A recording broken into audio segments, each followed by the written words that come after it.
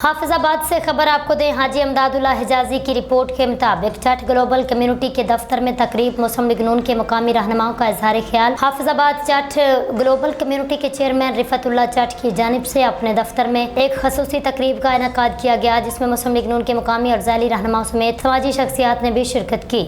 तकरीब के दौरान मुकर्रीरीन ने अपने ख्यालात का इजहार करते हुए अवामी मसाइल, फलाही सरगर्मियों और समाजी खिदमात के फ़रोग पर जोर दिया। मुकर्रीरीन का कहना था मुआशरे की तरक्की और खुशहाली के लिए सियासी और समाजी हलकों को मिलकर काम करना होगा ताकि अवाम को ज़्यादा से ज़्यादा सहूलियात फराहम की जा सके। इस मौका पर शुरकान चट ग्लोबल कम्युनिटी की जानिब से मुस्तहिक अफराद की मदद, फलाही मनसूबों और मेडिकल कैंपों के इनेकाद को सराहते हुए इन खिदमात को काबिल तारीफ़ करार दिया।